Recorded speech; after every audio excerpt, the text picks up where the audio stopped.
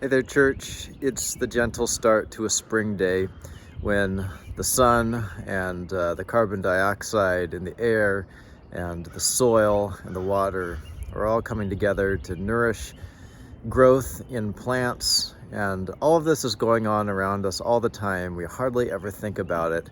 All of this overlooked nourishment that is just filling the earth because God is filling the earth with life, willing that the world, even with all of its trouble, that the world should continue to be God sustaining everything and God at work giving life, moving the earth toward its great and glorious purpose that is summed up in the resurrection of Jesus. That's the Lent journey that we're on. And this week in our Liturgy of the Ordinary series, we're talking about overlooked nourishment. And especially just the very simple nourishment that we get day in and day out. I can remember some really special meals, whether it was because the people I was with or because of the quality of the food or what the occasion was like. But the fact of the matter is, as Tish Harrison Warren points out in her book, that most of our meals are very simple, just very forgettable, but day in and day out, just the very simple meals that we eat are what mostly amount to the sustenance of our lives.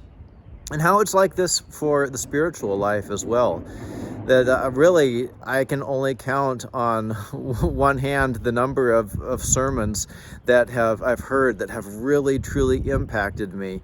But across my life, for almost every week, I've heard preaching that somehow has helped nourish me to the point where I have the faith that I have.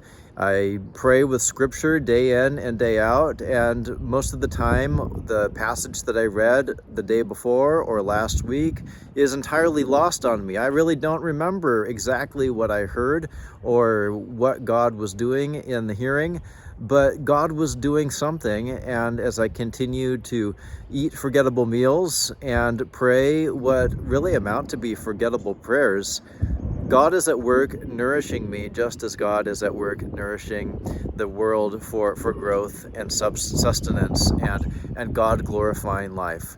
So this is what we're going to take up in Liturgy of the Ordinary, how we are blessed with all kinds of nourishment. Even what we overlook or what seems mundane is nevertheless holy and part of God's work in our lives, and actually the most essential stuff.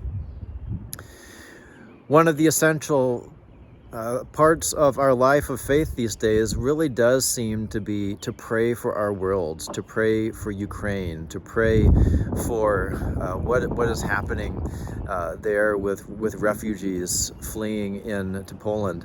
And if you would like to be part of the Presbyterian Disaster Assistance Response in coordination with partners around the world, you can do that with the information you can find in this e-update, and also that we'll be publishing in the bulletin.